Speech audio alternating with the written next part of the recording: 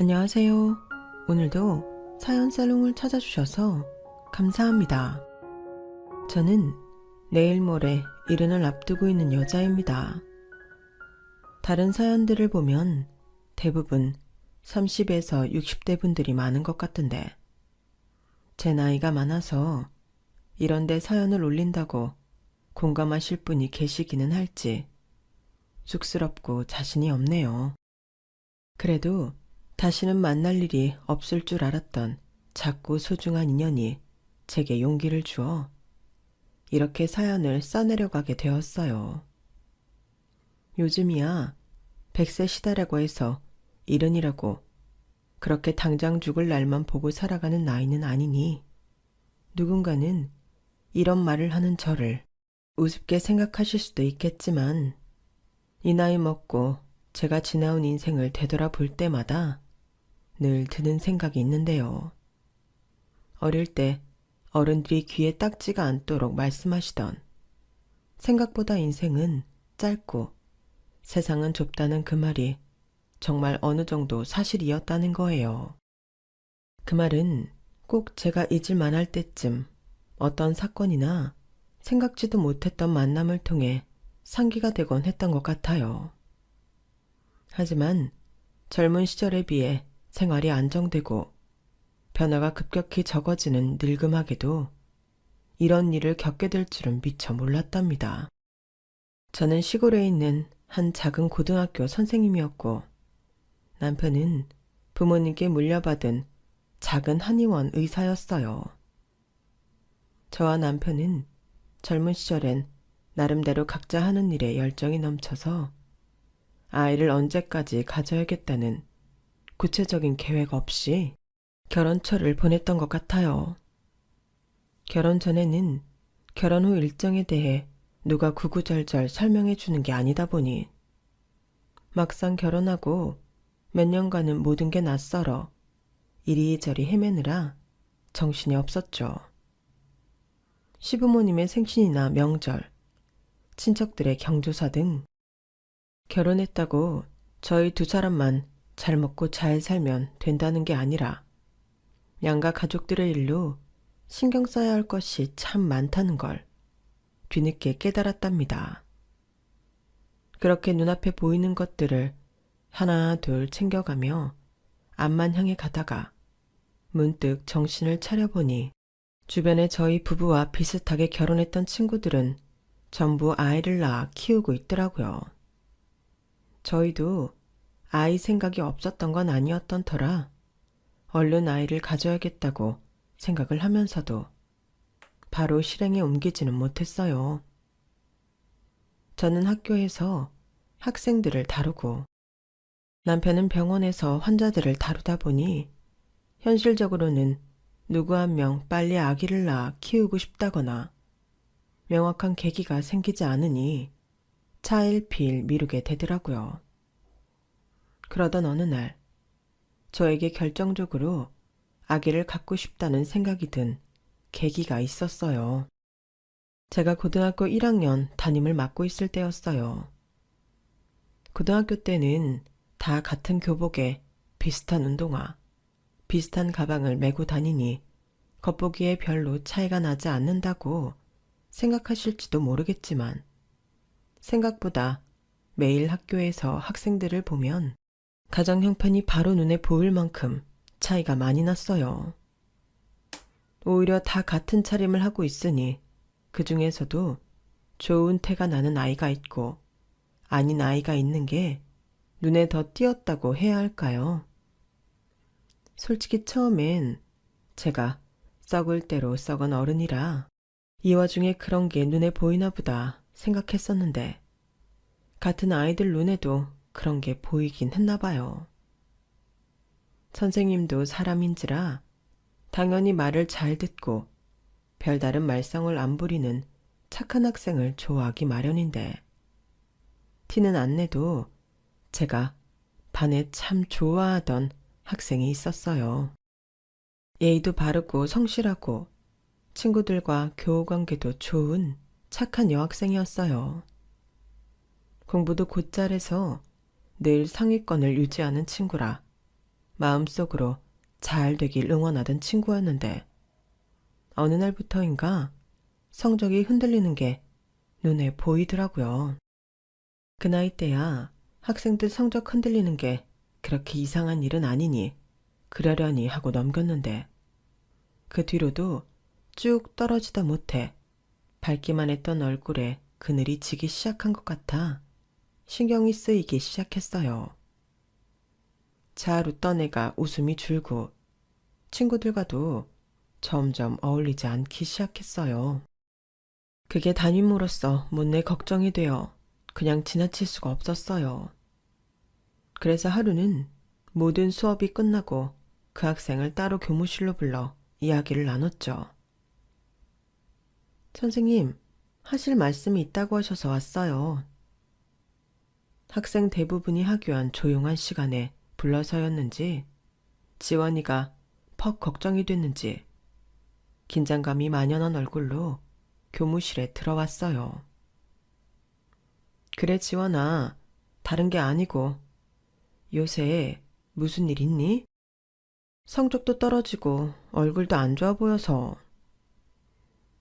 아니에요 선생님. 신경 써주셔서 감사해요. 감사하긴 당연히 선생님이 신경을 써야지. 뭐 힘든 일이라도 있어? 너무 불편한 얘기 아니라면 털어놔봐. 선생님이 도와줄 수 있는 건 도와줄게. 아니에요 선생님. 아무리 담임 선생님이라지만 어떻게 그렇게 함부로 신세를 지겠어요. 쉽게 얘기하지 않을 것 같긴 했지만 그 애와의 대화에서 얻어낸 건 정말 아무것도 없었어요. 이대로 지원이를 보내면 지원이는 영영 자기 얘기를 털어놓지 않을 것 같았어요. 지원이는 엄마가 안 계신 한부모 가정에서 크는 아이였어요. 그럼에도 밝음을 잃지 않고 자라서 참 기특하고 대견하게 생각했었는데 이 아이마저 밝음을 잃게 내버려두면 안 될 것 같았죠. 그래서 정중하게 인사하고 돌아가려는 지원이의 팔목을 붙잡았어요. 신세는 무슨 신세야. 네 힘으로 헤쳐나가기 어려운 일이면 어른 도움을 좀 받아도 돼. 넌 아직 어리잖아. 지원이는 돌아선 채로 한참 말이 없었어요. 돌아오는 대답이 없어 조금은 민망한 기분으로 아이의 얼굴을 살피니 지원이가 흐느끼고 있었어요. 지원아, 울어? 선생님, 저 사실 너무 힘들어요. 제가 우는 걸 눈치채서인지 지원이는 닭똥 같은 눈물을 뚝뚝 흘렸어요. 그 모습을 보니 그동안 아무렇지 않은 척, 아무 일도 없는 척 학교 생활을 한다고 얼마나 힘들었을지가 피부로 와닿게 느껴지더라고요. 텅 빈 교무실에서 우는 지원이를 달래고 토닥여주며 저는 한참 뒤에나 지원이의 이야기를 들어줄 수 있었어요. 사실 저희 엄마는 제가 중학생일 때 집을 나가셨어요. 아빠는 엄마가 아빠랑 사이가 안 좋아서 나간 거라고 했지만 사실 엄마가 나간 이유가 아빠 때문만은 아닌 걸 저도 알아요. 엄마가 나가기 전에 그랬거든요. 저를 갖고 싶어서 가진 게 아니었다고. 저만 아니었으면 아빠 같은 사람이랑 안 살았을 거고 엄마 인생도 이렇게 되지 않았을 거라고요. 그러니까 엄마를 붙잡지도 말고 아빠한테 얘기하지도 말라고 했어요. 무슨 이야기든 다 해보라고 했던 게 무색할 정도로 저는 솔직하게 다 털어놓는 지원이 앞에서 아무 말도 해줄 수가 없었어요. 어줍잖은 위로를 건네는 것보다는 그저 아이의 말을 묵묵히 들어주는 편이 나을 것 같았어요. 제가 별다른 반응을 하지 않자 그 애는 꾹꾹 눌러담아 감춰왔던 이야기들을 술술 이야기하더군요. 그렇게 엄마가 막상 떠나고 나서 얼마 동안은 힘들었는데 아빠가 아무렇지 않아 하셔서 시간이 지나니까 오히려 엄마가 함께 살 때보다 괜찮더라고요. 옛날처럼 엄마 아빠가 매일 밤 싸우는 소리를 듣지 않아도 됐고 아빠 얼굴이 평온해 보였어요. 아빠가 맨날 저한테 미안하다고 아빠 때문에 이렇게 된 거라고 하셨는데 저는 진짜 괜찮았어요. 진짜 괜찮았거든요. 근데 아빠가 무리를 하신 모양이에요. 요즘 아빠가 많이 아프세요. 일을 하시다가 허리 디스크가 파열되셨다는데 일을 그만둘 수가 없어서 아픈 몸을 이끌고 계속 공사 현장에 나가고 계세요. 제가 아무리 말씀드려봐도 듣지 않고 병원에 가라고 해도 돈이 너무 많이 든다고 이런 건 좀 쉬면 낫는다고 우기세요. 엄마가 떠난 건 괜찮았는데 아빠가 아프니까 아무런 의욕도 안 들어요. 아빤 저한테 하나밖에 없는 가족이니까 잘못되면 어떡하지? 그런 생각이 드는데 아무리 봐도 이대로면 아빠가 정말 큰일 날 것 같아요. 집안 형편이 좋지 않겠구나 예상은 했었지만 생각보다 상황은 더 심각했어요. 그나마 불행 중 다행이라면 지원이가 지금 필요로 하는 것이 제가 도움을 줄 수 있는 일이라는 거였어요. 남편이 운영하는 병원은 교통사고 전문병원으로 입소문이 났을 만큼 외상으로 인한 한방치료를 잘했거든요. 지원이 아버지께서 철제 구조물에 허리를 세게 부딪힌 모양이라 교통사고랑 비슷할 것 같아 바로 남편에게 연락을 했죠.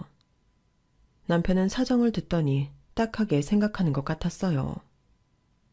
제가 아끼는 제자라고 말하니 그럼 무료로 치료를 해줄 테니 병원 영업시간이 끝나는 시간으로 약속을 잡아 병원에 방문하라고 했죠. 지원아, 병원비만 안 들면 아버님께서 병원 다니실 의향이 있으신 거지? 디스크 파열이면 그거 그렇게 방치하면 절대로 안 돼. 앞으로 일도 계속 하셔야 한다며. 맞아요. 아마 병원비가 많이 들까봐 안 가시는 것 같긴 한데 무료로 진료를 볼 수 있는 곳이 있어요? 선생님 남편이 한의사거든. 허리 디스크 치료도 많이 해봤어. 병원 끝나는 시간에 오면 무료로 진료해드리기로 했어. 선생님, 아무리 그래도 그건 너무 죄송해서 어떻게 무료로 진료를 받아요? 선생님이 사정을 몰랐음 몰라도 알게 된 이상 당연히 도와줘야지. 그리고 선생님이 도움을 줄 수 있는 부분이라서 얼마나 다행이야. 다 듣고도 해결해 줄 수 없는 문제면 그게 더 괴로웠을 거야. 아버님도 예쁜 딸 잘 키워보겠다고 노력하고 계신데 이렇게 딸이 우울해하고 슬퍼하는 모습 보고 싶어 하시겠어? 도움 받을 수 있을 때 받아. 이런 도움은 좀 받아도 돼. 선생님, 정말 감사해요. 이 은혜를 어떻게 갚죠? 제 손을 붙잡고 닭똥 같은 눈물을 흘리는 지원이가 안쓰럽더라고요. 어린 나이에 혼자서 저렇게 마음고생을 하고 있었다니 진작 물어볼 걸 하는 생각이 들었어요. 며칠 뒤 지원이와 지원이 아버님은 나란히 손을 잡고 남편의 병원에 찾아왔어요. 나중에 남편 말을 듣고 보니 치료를 계속 미뤘으면 큰일 날 뻔했다고 하더라고요. 몸을 계속 써야 하는 현장직인데 치료도 받지 않고 일을 계속했다간 오히려 병만 깊어져 일을 다시는 하지 못하게 되었을 뻔했다면서요. 다행이네. 이제라도 내가 지원이 사정을 알게 돼서. 근데 엄청 예뻐하는 제자인가 봐. 이렇게까지 하는 걸 보니까. 그냥 지원이처럼 주어진 환경 탓 안 하고 열심히 사는 친구들은 잘 없잖아. 그 모습이 대견하기도 하고 예쁘지. 응원해주고 싶고 반 애들하고 지내는 것만 봐도 마음도 어찌나 착한지 친구들도 다 좋아해. 요즘 그런 애가 별로 없다니까. 뭐, 지원이 같은 친구도 별로 없겠지만 당신 같은 사람도 잘 없지. 응? 그게 무슨 뜻이야? 나 학교 다닐 땐 선생님들이 훈육한답시고 회초리나 들고 다녔던 것 같은데 당신처럼 학생들 마음, 사정 하나하나 들여다보고 진심으로 도와주려고 하는 선생님이 정말 존재했다는 게 믿기지가 않아서. 내가 어릴 때도 그런 선생님을 만날 수 있었다면 좋았을 텐데. 역시 당신은 참 좋은 사람이야. 참나, 당신은 그런 사람을 아내로 만나놓고 무슨 소리야. 그러네, 내가 더 행운이다. 그날은 저희 부부에게도 행복한 날이었어요.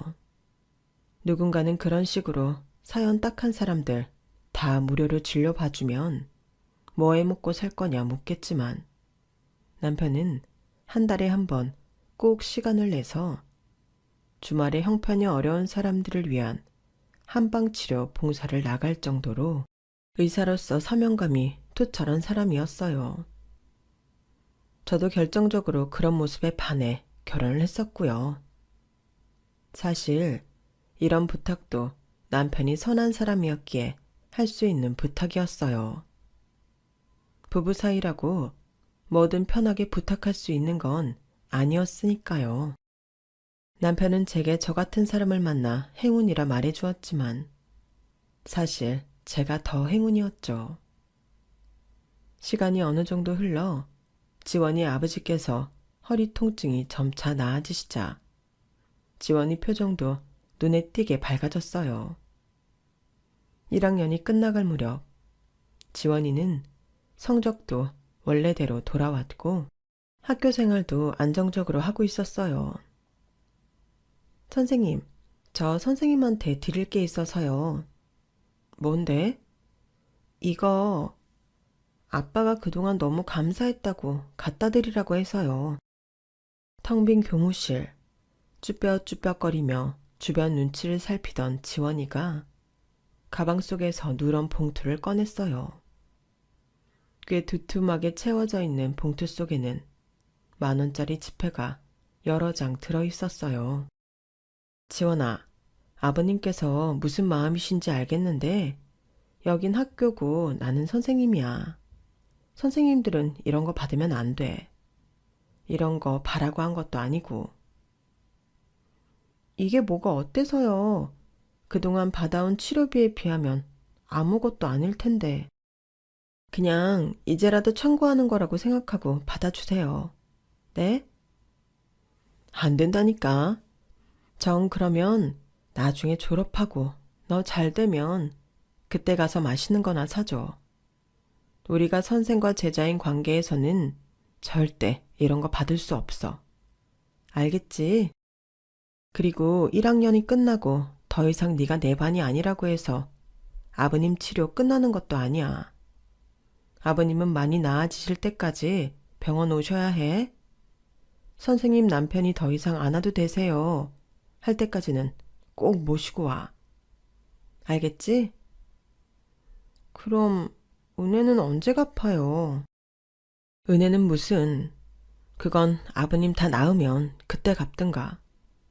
네가 지금처럼만 성적 유지해서 좋은 대학 가. 그게 은혜 갚는 길이야. 선생님도 자랑스러운 명문대 제자 한 명 가져보자. 네, 선생님. 약속할게요. 공부 열심히 해서 꼭 자랑스러운 제자가 될게요. 그리고 꼭 성공해서 은혜 갚을게요. 그 후론 당연하게도 제가 지원이를 맡게 되는 일은 없었어요. 가끔 복도에 지나가다 마주치면 지원이는 반갑게 다가왔고 그렇게 안부 인사를 주고받는 게 전부였죠. 2년에 걸친 치료 끝에 지원이 아버지는 많이 호전되셨어요. 치료가 완전히 끝난 날 남편에게 고맙다며 과일 바구니를 선물하셨더라고요. 그것만큼은 차마 거절할 수 없었던 남편이 집으로 가지고 와서 그의 겨울은 귀한 과일을 맛있게 먹을 수 있었어요. 지원이 졸업식 즈음이었어요. 선생님, 저 약속 지켰어요. 저 서울대 합격했어요. 뭐? 정말? 세상에, 열심히 하더니 정말 붙었구나. 축하해, 지원아. 넌 잘 될 줄 알았어. 선생님 덕분이에요. 선생님이 저희 아빠 낫게 도와주셔서 걱정 없이 공부에 집중할 수 있었어요. 선생님, 제가 대학 가고 취직할 때까지 조금만 더 기다려 주세요. 제가 꼭 돈 많이 벌어서 호강시켜 드릴게요. 아유, 호강은 무슨. 선생님은 이제 서울대 간 제자 한 명 생긴 걸로 몇 년 동안 자랑하고 다닐 수 있어서 그걸로도 충분해. 저는 기뻐서 손사래를 치며 지원이를 꼭 안아줬어요. 너무 수고했다. 힘든 시간은 다 지나갔으니까 앞으로 잘 될 일만 남았어. 너는 반드시 잘 될 거야, 지원아. 그래야만 하고. 언제든 힘든 일이 있으면 연락해. 아프지 말고. 아파도 연락해. 선생님 남편 병원에서 약 지어줄 테니까. 속사포처럼 말을 쏟아냈는데 지원이가 제품을 벗어나서는 제 양손을 꼭 쥐었어요. 잠시 말없이 저를 바라보기만 하던 지원이가 한참 뒤에 입을 열었어요. 선생님, 선생님은 아기 생각 없으세요? 뭐?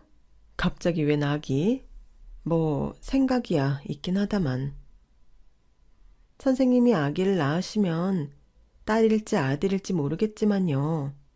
진짜 부러워요. 선생님 같은 엄마랑 선생님 남편분 같은 아빠가 있는 아이의 삶이요. 그러니까 아기 낳으시면 꼭 연락 주셔야 해요. 제가 예쁜 아기 옷 선물할게요. 뒤이어 이어지는 말에 뭔가 머리를 얻어맞은 것 같았어요.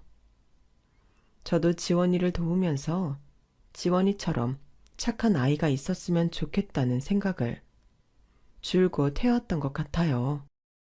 그건 남편도 마찬가지였고요. 그 길로 저는 남편에게 달려갔어요. 더 이상 아기 갖는 걸 미루지 말아야겠다는 생각이 들었어요. 이제 막 자라나는 누군가에게 사랑을 나눠주며 얻는 기쁨. 그걸 진정으로 깨우쳐준 건 지원이었거든요. 하지만 아기가 마음을 먹는다고 바로 생기지는 않더라고요. 꽤나 부지런히 시도를 했음에도 그로부터 2년이 좀 넘어서야 저희는 아기를 어렵게 가질 수 있었어요. 남들에 비해 훨씬 늦게 가진 늦둥이 아기라 그런지 정말 금이야 오기야 귀하게도 키웠죠. 아기를 가져야겠다는 결심이 지원이 때문에 들어서였는지 예쁜 딸이었으면 했지만 저희 아기는 튼튼한 왕자님이었어요. 처음엔 조금 아쉬웠지만 그래도 나중에 커서 든든한 아들이 될 걸 생각하면 그것도 나쁘지 않더라고요. 아들을 낳고 보니 안 낳았으면 정말 어쩔 뻔했나 싶더라고요. 남들은 한 살이라도 어릴 때 애를 낳지 그랬냐.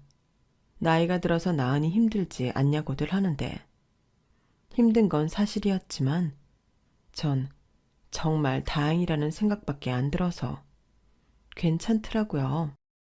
안 낳는 것보다는 몸이 좀 아프고 고생이더라도 늦게라도 힘들게 낳는 게 낫지 라는 생각뿐이었어요. 저희 부부는 하나뿐인 아들을 부족하게 키우고 싶지 않아 물질적으로나 정신적으로나 정말 최선을 다했던 것 같아요. 서로를 향했던 사랑이 아이에게로 향하면서 예전보다는 감정적인 교류가 줄어든 것도 같았지만 저와 남편은 아들을 통해서 또 다른 방식의 교감을 배웠어요. 아들이 태어나자 비로소 우리가 진정 가족이라는 느낌이 온전하게 들었죠. 제가 출산을 했다는 소식을 들은 지원이는 약속대로 선물도 보내왔어요. 귀여운 아기 옷과 양말을 보내주었더라고요. 정말 뿌듯했어요. 지원이는 서울대에 합격하는 바람에 서울로 올라가 버려서 자주 만날 수 없었지만 스승의 날마다 꼬박꼬박 연락이 오곤 했죠. 선생님, 제가 보낸 선물 보셨어요? 이쁘더라. 고마워. 잘 쓸게. 학교 생활은 어때? 아버님은 건강하시지? 학교는 뭐 그럭저럭 다닐만 해요. 공부 잘하는 애들만 오는 학교라 그런가. 여기서는 성적 내기가 좀 힘든 것 같아요. 아빠는 어머 지원아, 아들이 너무 울어서 미안해. 나중에 연락하자. 네, 얼른 가보세요. 연락 드릴게요. 그래.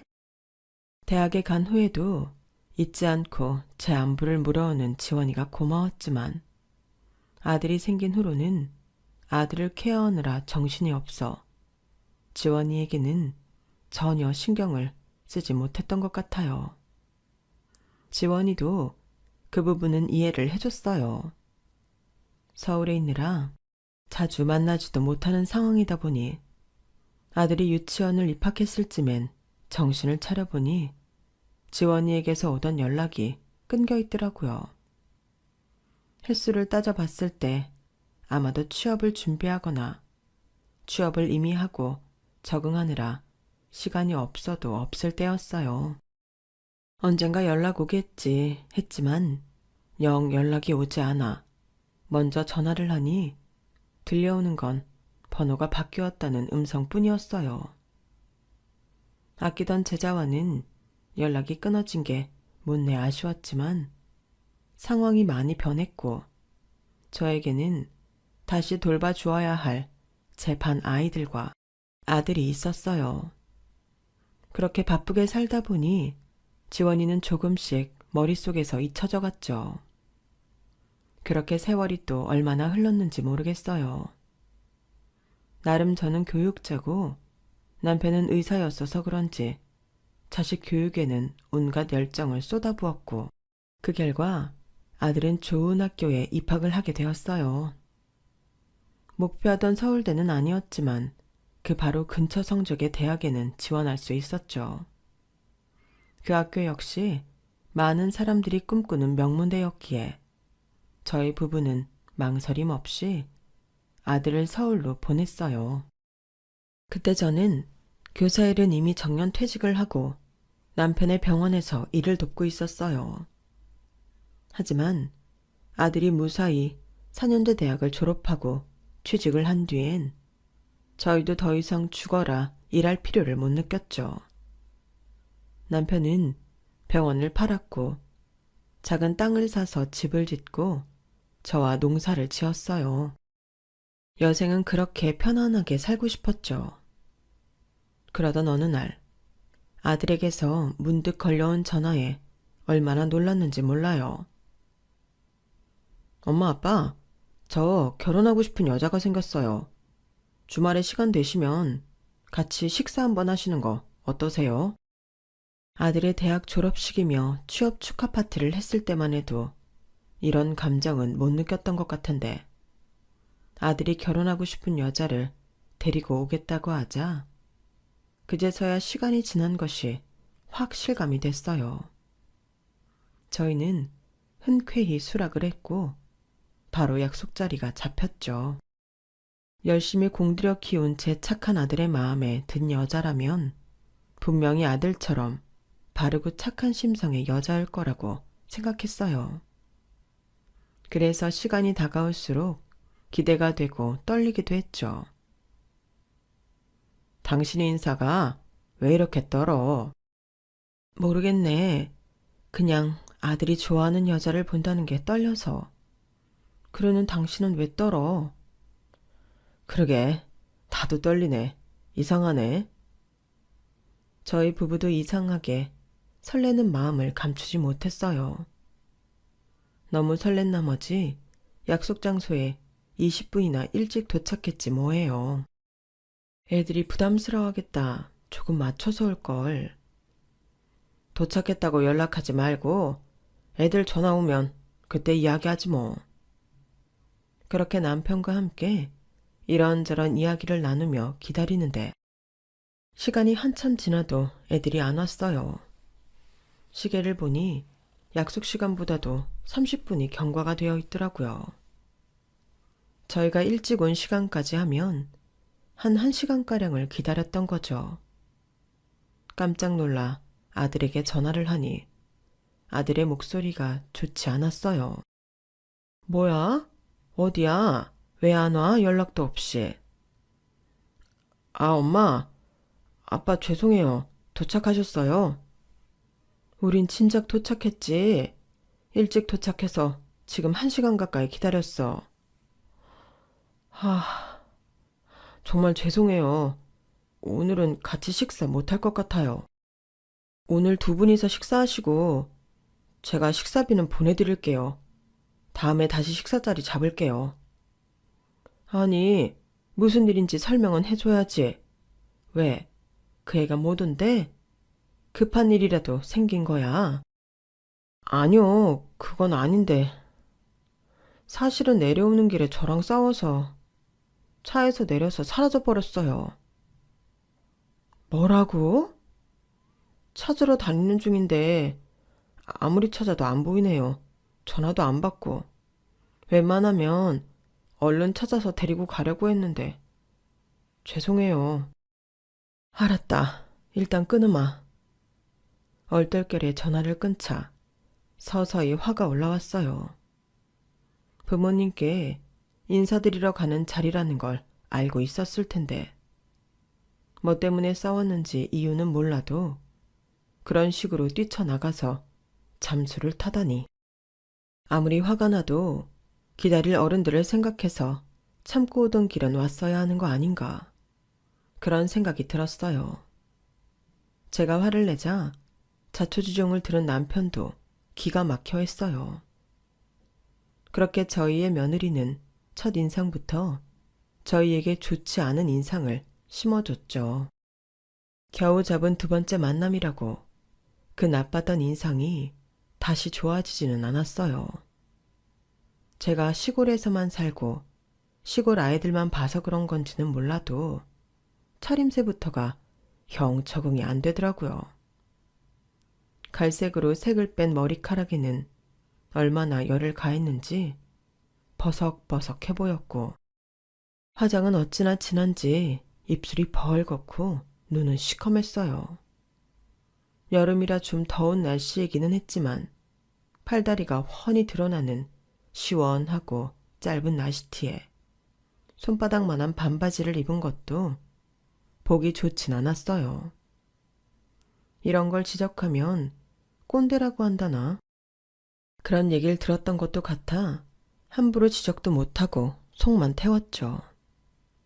태도라도 공손했음 모르겠어요. 외국에서 유학을 꽤 오래 하고 왔다고 들었는데 그래서 그런지 약간 저희 세대가 공감하기 어려운 친구더라고요. 만나서 반가워요. 그래, 무슨 일을 한다고? 저는 마케팅 회사 다니고 있어요. 어머님, 아버님은요? 응? 아, 성준 씨한테 듣긴 했는데요. 어머님은 교사시고 아버님은 한의사시라고요. 저기 맞긴 한데 나는 정년 퇴직했고 이 사람도 병원 팔고 은퇴한 지 오래예요. 네? 뭐라고요? 야, 김성준. 뭐야? 말이 다르잖아. 그럼 지금은 뭐 하시는데요? 지금은 농사 지으면서 살고 있는데. 아, 생각했던 거랑 좀 다르시네요.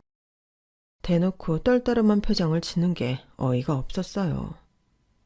누가 누구한테 인사를 하러 온 건지 저희 앞에서 대놓고 저희 직업을 묻고 말이 다르다며 아들을 다그치는 모습을 보니 기분이 너무 안 좋았어요. 아들은 내내 쩔쩔매더라고요. 그래서 헤어진 후 바로 아들에게 전화를 했어요.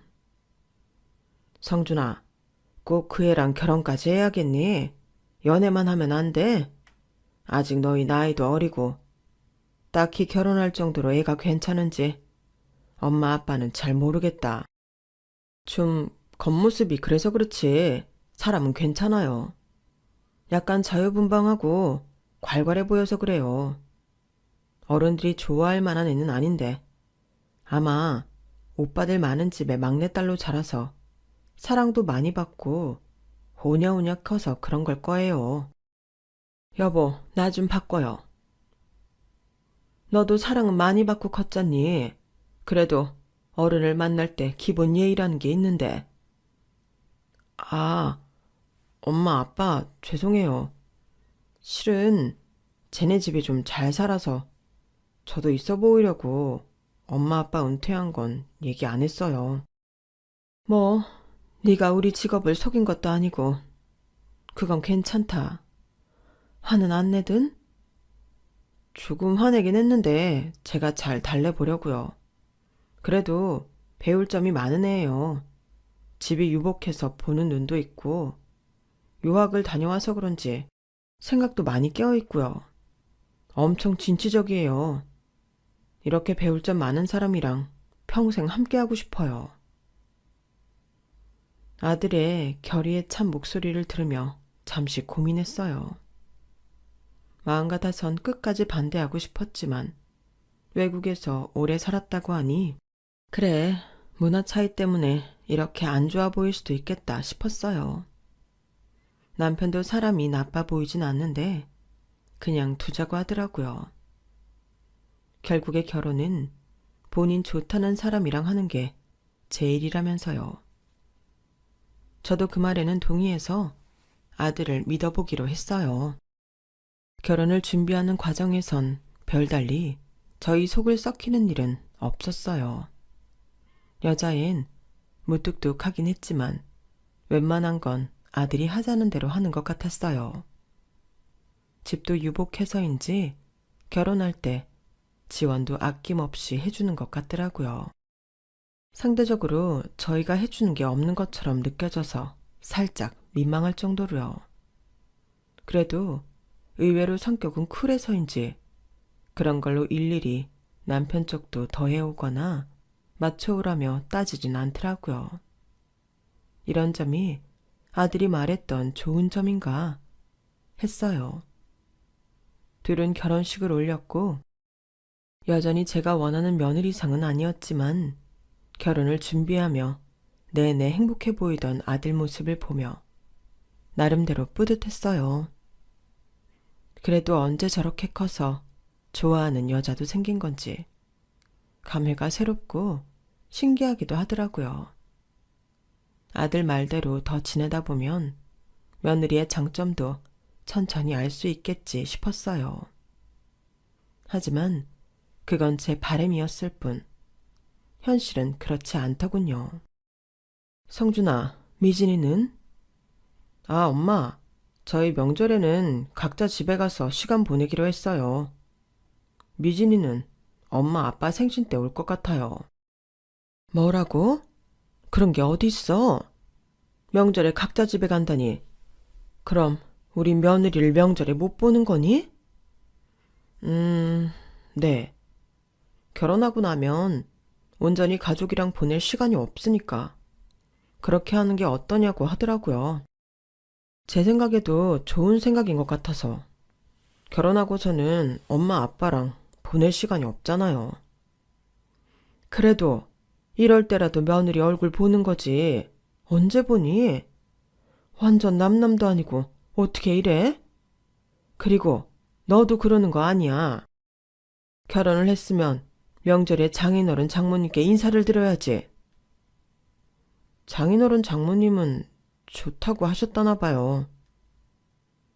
그러는 너는 왜 우리 의견은 먼저 안 물어봤니? 엄마 아빠께서 이해를 못 하실 것 같아서 이번 명절에 이렇게 같이 지내면서 설득해 보려고 했죠. 참 기가 막혀서. 결혼 후 첫 명절부터 며느리는 오지도 않았어요. 저희 집이 아무리 그쪽에 비해 해준 게 적다고 해도 그렇지 이건 좀 너무하다는 생각이 들더라고요. 아들이 명절 내내 오랜만에 우리끼리 있어 좋지 않느냐고 했지만 들리지 않았어요. 좋았던 건 맞지만 정말 이게 맞나 싶었죠. 게다가 한 번은 서울에 올라갈 일이 있어 아들 집에 신세를 진 적이 있었어요. 주말이었고 점심시간이었는데 둘 다 일어날 생각을 안 하더라고요. 뭐 그거야 요새 젊은 사람들 평일에는 워낙 피곤하니 주말에 몰아서 자느라 못 일어나나 보다 싶었어요. 그래서 저라도 뭔가를 차려줄까 싶어 냉장고를 열었는데 정말 음식이 텅텅 비어있는 거예요. 도대체 평소에 뭘 먹고 사는 건가 싶어 멍하니 서 있는데 며느리가 먼저 일어난 건지 방에서 나왔어요. 어머님 뭐 하세요? 배고프세요? 아니, 너희 피곤해 보여서 뭐라도 해주려고 했는데 어쩜 이렇게 집에 먹을 게 없니? 저희는 점심은 간단히 먹어서요. 배고프시면 먹을 것 좀 해드릴게요. 며느리는 들어가 있으라고 하더니 얼마 안 가 저를 불렀어요. 식탁 위에는 우유에 말아진 시리얼과 방금 토스트기에서 꺼낸 식빵 한 조각이 올라와 있더라고요. 젊었을 땐 이렇게도 종종 먹었지만 나이가 들고서는 지양하던 식단이었어요. 나이가 드니 소화도 잘 안 되고 영양가 없이 당만 높은 빵을 섭취하는 데는 무리가 있었거든요. 게다가 어른에게 차려줬다고 생각하기엔 너무 성의 없어 보이는 조촐한 밥상이란 생각이 들었어요. 기본적인 참 몇 개라도 내올 줄 알았던 제가 바보였죠. 이건 이야기를 해야겠다 싶었어요. 시리얼이랑 식빵 같은 건 우리 나이에 먹기에는 좀 부실하고 영양이 없는데. 대놓고 잔소리하기엔 감정이 상할까봐 좋게 돌려 말하자 며느리 표정이 싹 굳더니 시리얼과 식빵을 한쪽 구석으로 치우더라고요. 아, 어머님은 한식만 드시나 봐요. 잠시만요. 뭐라 따질 줄 알았는데 순순히 한식을 내오겠다는 말이 의외여서 가만히 기다렸어요. 그런데 몇 분 후 며느리가 내온 건 라면이었어요.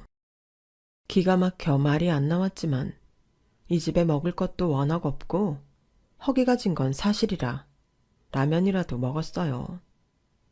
다음에 올 때는 찬을 좀 가져와야겠다 싶었죠. 그렇게 집으로 돌아가자마자 간단한 반찬거리를 만들었어요. 하루 종일 만드니 밥이랑 같이 먹으면 좋을 반찬이 4가지 정도 만들어지더군요. 다 직접 저희가 농사 지은 재료들로 만든 거라 아주 신선했어요. 그걸 아들네 집에 가지고 가자 아들이 눈에 띄게 좋아하더라고요. 와, 엄마, 이걸 직접 다 해온 거예요? 너무 고마워요. 맛있겠다. 여보, 우리 엄마 요리 엄청 잘하셔. 먹어봐봐. 결혼 후 얼굴 살이 쏙 빠진 아들을 보니 조금 안쓰러운 마음이 들었어요. 일이 바빠서 그런 거라 생각했는데 집에 먹을 게 없었던 걸 보면 딱히 며느리도 안 챙겨주고 둘이 그렇게 부실하게 밥을 먹는가 보다 싶었거든요. 찬이 좀 있으니 한동안은 잘 먹겠지 싶었어요. 그런데 이상하게 며느리는 별로 좋아하지 않더라고요. 돌아가는 길에 갑자기 저를 붙잡고 이런 말까지 했어요. 어머님, 저희 먹으라고 이렇게 해주신 건 감사한데 다신 이러지 마세요. 저는 한식에 안 맞아서 저렇게 많이 해주시면 다 남겨요. 아유, 그래도 집에 먹을 것도 별로 없던데 나가서 사 먹으려면 건강에 안 좋으니까 좀 집에 두고 챙겨 먹어. 됐다니까요. 안 주셔도 된다고요. 저는 분명히 말씀드렸어요. 이번엔 모르고 그랬지만 다음엔 정말 그러지 마시라고요. 그런 냉랭한 반응을 보니 해줬던 음식마저 도로 뺏어오고 싶더군요. 하지만 아들이 전화로 너무 맛있게 잘 먹고 있다며 행복한 반응을 보여서 뿌듯함을 느꼈어요. 시간이 좀 흐르고 이때쯤이면 다 먹었겠지 하는 시기가 왔을 때 저는 다시 서울에 볼 일이 생겨 아들집에 신세를 지게 됐어요. 이번엔 남편까지 대동해서 하루 종일 만든 창거리를 가지고 서울에 올라갔죠. 아파트 1층에서 초인종을 눌렀는데 안에서 한참을 안 봤더니 겨우 연결이 됐어요. 분명히 인터폰은 연결됐는데 사람 목소리가 안 들렸어요. 여보세요? 며느라, 문 좀 열어봐라. 우리 왔다. 어머님, 아버님, 손이 드신 건 뭐예요? 설마 반찬인가요? 성준이가 너무 잘 먹었다고 해서. 제가 헤어지 말라고 했잖아요. 싫다니까요. 왜 바라지도 않는 짓을 하세요? 그래도 성준이가 그렇게 잘 먹는데 어떻게 외면을 하니? 일단 문 좀 열어봐라. 들어가서 얘기하자. 싫어요. 그 음식들 어디 전부 버리고 오든지 하세요. 그래야 열어드릴 거예요. 뭐라고? 이 아까운 걸 어디다 버리란 거야? 황당함에 언성이 높아졌어요. 묵묵히 옆에서 얘기를 듣고 있던 남편도 거들었죠. 너 지금 그게 말이 되는 소리냐? 시부모 문을 안 열어주겠다고?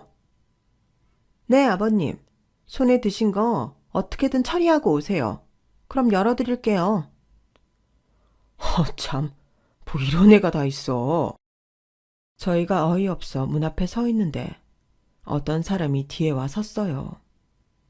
들어가려는 것 같아 마음이 더 다급해졌죠. 예, 지금 너희 주민 와 있어. 장난치지 말고 얼른 문 열어. 못 연다니까요. 몇 번 말씀드려요. 음식 처리하기 전에 못 연다고요. 경비 불러요. 요즘 잡상인 많아서 부르면 바로 달려올 텐데. 뭐야? 세상에나. 뒤에서 잠자코 저희 대화를 듣고 있던 나이 든 남자가 대뜸 묻더라고요. 딸이에요. 아니요. 며느리요. 참 심보가 그러네. 내가 이 음식들 다 살 테니 문 열어요. 네? 내가 이거 다 살 테니까 우리 집에 이것들 다 들려주고 그러고 올라가시라고. 아니, 그렇게까진 안 하셔도 되는데. 그래야 문을 열어준다잖아요. 네, 감사합니다. 너무 수치스러워서 얼굴에 열이 오르더군요. 이 나이 먹고 며느리한테 이런 취급을 받고 있는 걸 남에게 들킨 게 너무 부끄러웠어요. 엘리베이터 타고 올라가는 내내 저희는 한마디도 없었어요. 남자는 제 집에 내리더니 그러더라고요. 우리 집에 잠시 보관해 줄 테니까 집 갈 때 찾아가시죠. 됐어요. 이렇게 된 거 그냥 드세요. 어차피 안 먹는다는데. 속상하시겠네요. 며느리가 참 부모 마음도 몰라주고. 그러게요. 저희는 아들만 있어서 도통 며느리 마음을 모르겠네요. 12층에 사시는구나. 거기 제 딸이랑 같은 회사 직원이 산다던데. 설마 그 아가씨인가? 어머, 정말요? 저희 며느리는 마케팅 회사 다녀요. 아이고, 그 아가씨가 맞나 보네. 신기해라. 그렇게 몇 마디를 나누다 어색해져서 올라가려는데 남자가 갑자기 제 남편에게 그러더라고요. 그런데 혹시 김가한 의원 원장님 아니세요? 예, 맞는데요. 세상에, 얼굴이 하도 낯익어서 어쩐지 평소엔 안 부리던 오지랖이 부리고 싶더라니. 원장님, 저 못 알아보시겠어요? 지원이 애비예요. 어머, 지원이 아버님이세요? 네, 선생님, 기억하시죠? 어떻게 이런 인연이 있는지 저희를 도와준 건 지원이 아버님이었어요. 곧 지원이 귀가할 시간인데 잠깐 기다렸다 얼굴이라도 보고 가세요. 저희야 너무 좋죠. 그렇게 저희는 잠깐 지원이네 집에 머물렀어요. 지원이는 회사에서 능력을 인정받아 팀장까지 하고 있다고 하더라고요. 아들이 사는 곳은 꽤나 좋은 아파트였는데 잘 나가는지 본인 혼자 번 돈으로 이 집을 샀다고 하더라고요. 얼마 안 있어 퇴근하는 지원이와 인사를 나눴고 미리 연락을 받은 지원이는 급하게 뛰어들어와 저를 껴안고 눈물을 흘렸어요. 선생님, 너무 보고 싶었어요. 그렇게 눈물겨운 재회를 나눈 뒤 지원이는 약간 화가 난 얼굴이더라고요. 근데 선생님, 어떻게 며느리가 그럴 수가 있어요? 사람이 해준 성의가 있지. 그러게, 근데 요즘 애들은 다 그렇다더라. 그냥 이해해보려고 하는데 잘 안 되네. 차라리 잘 됐지 뭐. 아버님하고 이거 같이 먹어. 밥할 시간도 없을 텐데. 정말 열심히 만든 거야. 사실 그 며느리란 사람 저희 팀 막내 직원이거든요. 회사에서도 예의 없기로 소문이 엄청 나 있었어요. 맨날 저한테 지적받는데도 정신을 못 차려서 감히 제 은인인 선생님과 원장님께 그랬다니 가만두면 안 되겠어요. 아휴, 너무 그러지 마. 말로만 들어도 너무 든든하다. 그래도 이건 진짜 아니죠. 저한테는 절대 건드려선 안 될 두 분이세요. 가뜩이나 마음에 안 들었는데 차라리 잘 됐네요. 아무래도 인생의 쓴맛을 보여줘야겠어요. 지원이는 그러고도 한참을 더 씩씩댔어요. 저희는 지원이 가족과 반갑게 인사를 나누고 올라갔죠. 저희가 한참 있다 올라가자 며느리가 이상하게 생각을 하더라고요. 어디서 뭐 하시다 이제 오세요? 아, 8층에 사는 여자가 알고 보니 내 오랜 제자더라고. 너희 팀 팀장이라며? 네? 김지원 팀장님이요? 그래, 내가 그렇게나 찾았는데 연락이 안 닿다가 이렇게 우연히 만났지 뭐니. 너무 반가워서 한참 울었다. 그럼 그 옆에 계시던 남자분은요? 누구세요? 지원이 아버님이셨어. 아, 꼬였네. 저희에겐 그렇게 떳떳하게 무례하게 굴던 애가 직장 상사랑 연관이 되어서인지 사색이 되더라고요. 그 모습을 보니 속이 좀 시원했어요. 며느리는 그 일이 있고 나서인지 이번에 집에 머무르는 동안은 정말 귀빈처럼 대접을 해주더군요. 내내 안절부절 못하던 며느리는 집을 나설 때 제 손을 꼭 붙들고 사정하듯 말하더군요. 어머님, 팀장님한테 말씀 좀 잘해주세요. 저 정말 더 이상 밉보이면 안 되거든요.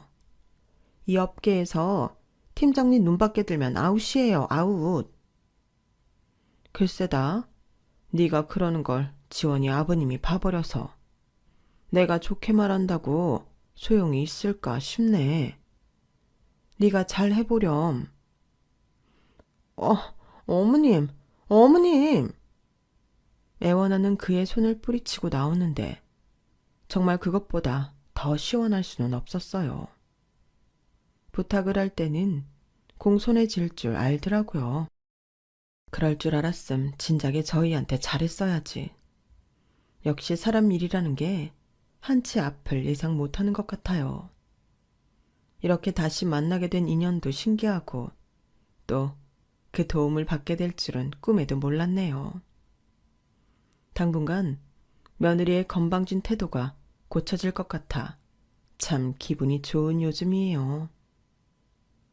사람이 사람에게 어떻게 해야 할지를 며느리를 통해 더 생각하게 되다니 좀 더 따뜻한 세상이 되길 바라봅니다. 제 사연을 들어주셔서 감사합니다. 매일매일 좋은 하루 되세요. 여러분, 사연 댓글의 응원과 현명한 조언 부탁드려요. 좋아요와 구독은 저에게 큰 힘이 됩니다. 오늘도 좋은 일 가득하세요.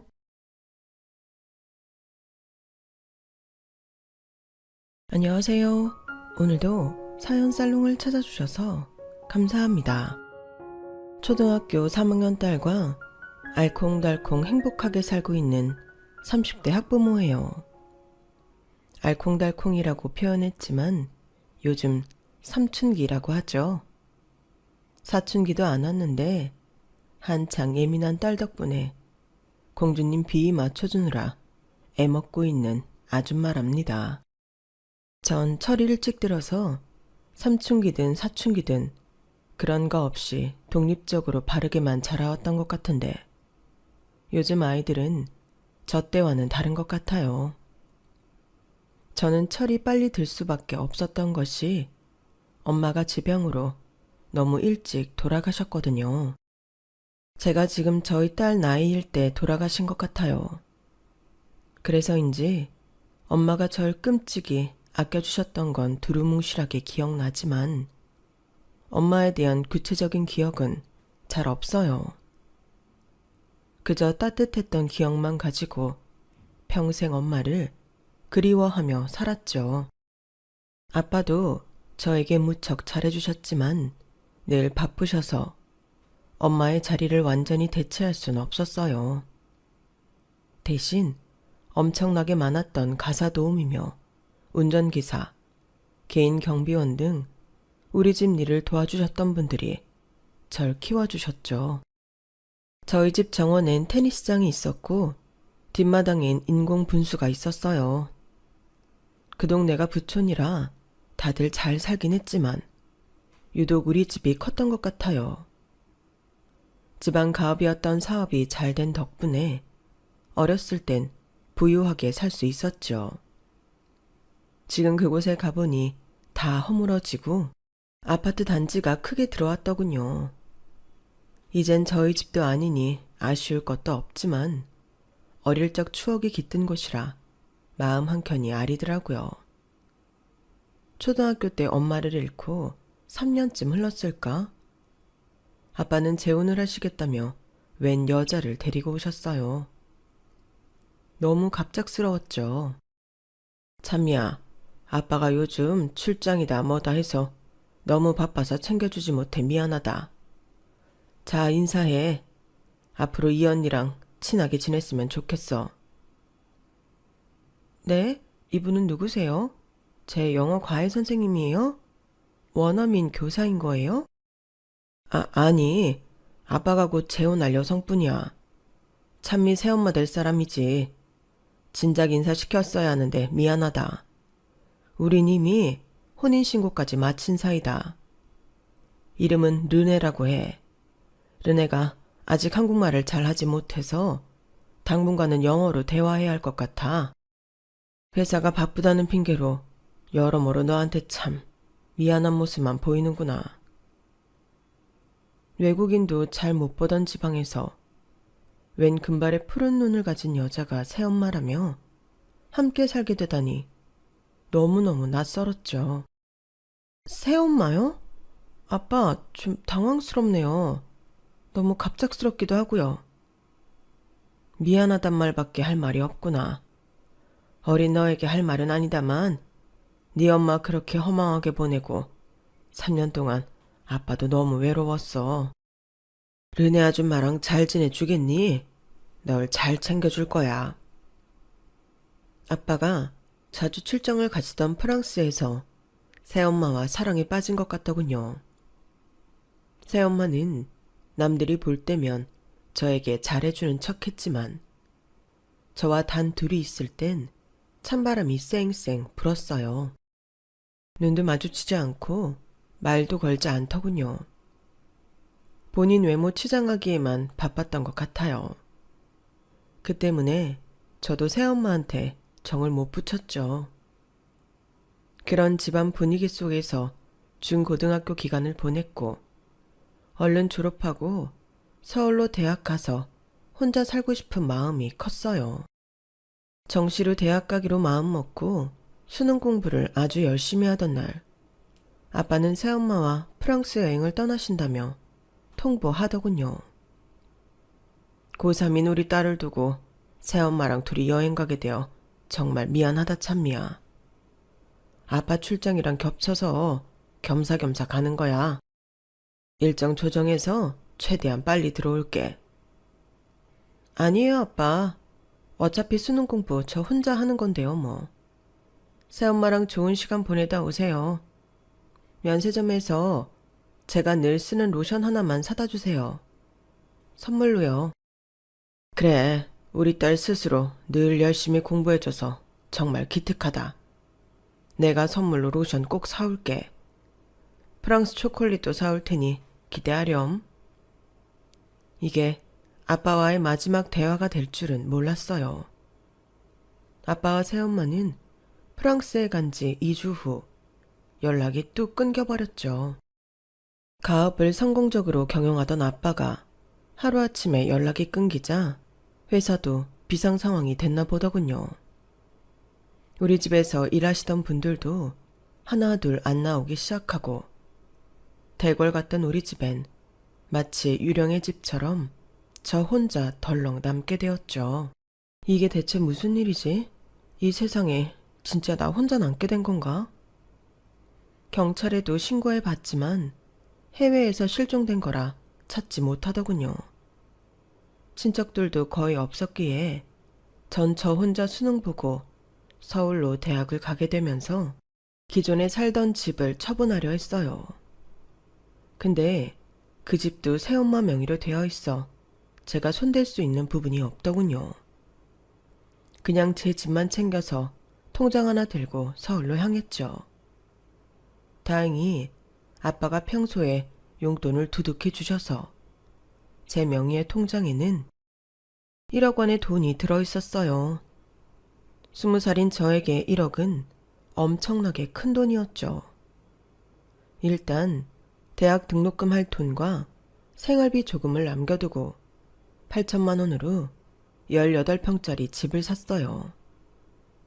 지금은 어림도 없겠지만 그때는 그 돈으로 소형 아파트를 살 수 있었답니다. 예전부터 아빠가 자기가 살 집은 소유하고 있어야 안정적인 생활을 할 수 있다고 하셨거든요. 그래서 월세로 살기보단 조금 좁은 집이라도 사서 평생 살자고 생각했죠. 그 집이 현재 시세로 5억이 넘으니 나름 성공적인 재테크한 거 맞죠? 아빠와 연락이 끊겼다는 슬픔도 컸지만 평생 처음으로 먹고 살 걱정을 해야 한다는 두려움이 더 컸어요. 알바를 2개 이상씩 꼬박꼬박 해가며 대학 졸업하고 바로 돈을 벌어야 한다는 마음으로 공무원 준비를 병행했죠. 남들 다 하는 미팅 소개팅 한 번 안 하고 돈 벌고 공부하고만 반복했던 저의 노력이 빛을 발했는지 전 졸업과 함께 서울시 구급 공무원에 합격했어요. 동네 주민센터에서 공무원 생활을 시작했는데 바로 옆자리분 성함이 저랑 비슷하더군요. 전 김찬미, 그분은 김찬수. 마치 남매를 만난 것 같이 친근한 마음이 들었죠. 그 남자도 제가 싫지 않았는지 제게 자꾸 본인 집안 어필을 하더라고요. 찬미씨, 올아빠가 행시 출신으로 고위 공무원 하고 계세요. 아빠가 뿌려놓은 돈이 많다며 퇴직하기 전에 얼른 결혼하라시네요. 와, 그 시절 행시를 패스하시다니 정말 똑똑하신가 봐요. 집안이 대단하시네요. 우리 누나는 또 한 달에 3천만 원씩 벌어요. 엄청나죠? 내 남동생은 건축 사업을 시작해서 한 번에 몇 억씩 수익이 있더라고요. 나 빼고 다들 부자예요. 우리 구급 공무원 월급이 좀 짜긴 하지만 우리도 죽을 때까지 연금 받잖아요. 힘내자고요. 김찬수, 그 남자는 저한테 계속 잽을 날렸어요. 한 10번째 플러팅에 제가 넘어갔던 것 같네요.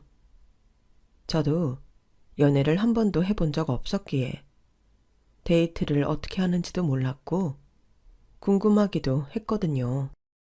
우리 아빠 퇴직할 시기가 얼마 안 남았어. 우리 빨리 결혼하자. 은퇴하기 전에 결혼해야 축의금 많이 받지. 우리 아빠가 뿌린 돈이 얼만데. 아직 사귄 지 2달밖에 안 됐는데 결혼? 나에 대해 가족들한테 말씀은 드린 거야? 내가 아빠랑 연락 끊어지고 혼자 살고 있다는 것도? 아니, 아직 말은 못했지만 오늘 집에 가서 말하지 뭐. 까짓 거 나랑 같은 구급 공무원인데 반대야 하시겠어? 의기양양하던 남친은 그 다음 날 우리의 결혼에 대해 제대로 확신을 못하더군요. 그게 말이야. 부모님께 말씀드려 봤는데 갑자기 돈돈거리시네. 아빠가 고위 공무직이라 나름 명예는 있으시지만 딱히 부자는 아니라. 부잣집 딸내미를 원하시는데 참 난감하네. 뭐? 난 지금 4명이 18평짜리 아파트 그게 전 재산인데 비빌 언덕이 있는 것도 아니고 자기 부모님들이 원하는 며느리감이 전혀 아닌데 그럼 우리 결혼 못하는 거지 뭐. 아니야 참미야. 어떻게든 내가 잘 설득해볼게. 이름도 비슷한 우리가 옆자리에서 근무하게 된 것도 그렇고 난 우리가 하늘이 맺어준 운명이라고 생각해. 난 아빠와 연락 끊어지고 혼자 살게 되면서부터 철저히 현실적인 사람이 되었어. 내 앞가림은 오롯이 내가 해야 하거든. 서둘러 결혼할 사람이 필요하거든.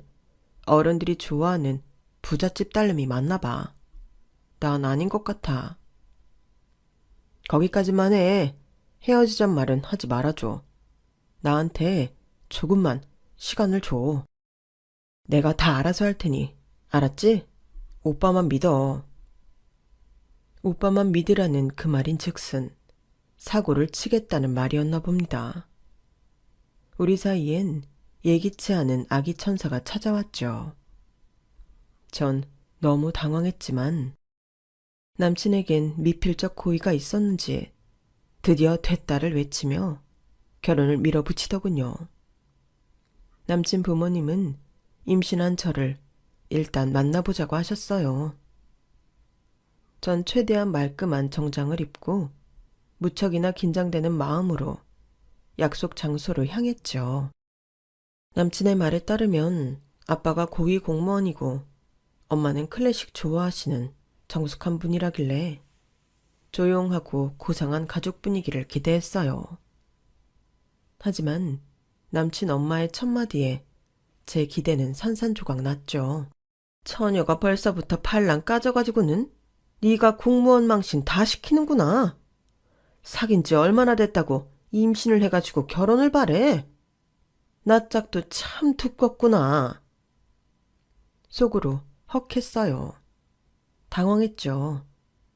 처음 본 사람한테 모욕적인 언사를 저리도 당당하게 하다니. 너무 기분 나빠서 저도 한마디 안 할 수가 없었어요. 어머님, 아버님 처음 뵙겠습니다. 죄송하게 됐지만 어쩌다 보니 뱃속에 아기가 먼저 들어섰네요. 찬수 씨를 사랑해서 그런 거고 부끄러운 일 했다고 생각하지 않습니다. 초면에 너무 안 좋게 말씀하시지 마세요. 스트레스 받으면 산모인 저에게도 안 좋을 것 같아서요. 허이고, 큰 자랑이다. 야, 찬수야. 너 우리 집이 뼈대 있는 가문에 명예까지 갖춘 집안이니 돈만 있으면 완벽한 가문이 된다고 부잣집 딸내미 데리고 오라고 말했냐 안 했냐? 저 여자애는 고아나 다름없는 애라며. 자기 명의에 쬐깐한 아파트 한 채 있다고 저리도 당당한 게냐? 어른들 대하는 저 눈깔 봐라. 기도 안 찬다 정말. 엄마, 제발 좀 그만하세요. 평소에 교양 있던 모습은 다 어디 간 거예요? 제발 채통 좀 지키세요. 저랑 똑같은 구급 공무원인데 누가 더 아깝고 그런 게 어딨어요. 그리고 저한테 무슨 부잣집 딸내미가 시집을 오겠어요. 아빠 퇴직도 얼마 남지 않았잖아요. 그 전에 빨리 결혼할 테니 허락해 주세요. 결혼 서두르라 하셨잖아요. 가만히 듣고 있던 남친 아빠도 한마디 거들더군요. 그렇다고 아무 여자애나 데리고 와서 결혼하랬냐? 딱 보기에도 우리 집 며느리감은 아니니 임신했다는 그 애는 네가 알아서 처리하든지 마음대로 해라. 여보, 일어납시다. 남친 아빠는 먼저 자리를 떴고 남친 엄마도 일어서는 척하며 저에게 비수를 꽂는 한마디를 하더군요. 뱃속에 있는 그 애가 누구인지 아직은 확인할 방법이 없으니 떼도록 합시다. 아참, 비용은 반반 부담하지? 더치페이로다가 말이야. 나 간다. 전 너무 놀라 그 자리에서 얼어붙어버리고 말았어요. 뱃속에 있는 애를 지우다 못해 그 비용은 더치페이 하자니. 남친 부모님들한테 물 한 잔 못 끼얹은 제가 바보같이 느껴지더군요. 남친도 얼굴이 사색이 되어 저한테 빌기 시작했어요. 남친한테라도 쏟아 부어야 직성이 풀릴 것 같았죠. 이게 지금 뭐 하자는 거야? 오빠네 부모님들 제정신이셔? 애를. 그걸 그렇게 쉽게 입에 올려? 뱃속에 내 아이가 그 얘기를 들었을까 두렵다. 그리고 무슨 카페에서 차 마시고 더치페이 하는 거야? 뭘 나눠내자는 거야? 오빠 아이가 아닐 수도 있다고? 그게 말이나 되는 소리야? 나도 들으면서 헉했어. 우리 부모님 두 분이 오늘 진짜 왜 그런지 모르겠네. 평소엔 교양이 넘치시는 분들인데 화가 단단히 나셨나 봐. 우리 아기까지 생겼는데 저렇게 막말하시다니. 내가 사과할게. 우리 부모님 그 말은 다 잊어줘 제발. 자기 스트레스 받아서 우리 아기한테 안 좋은 영향 갈라.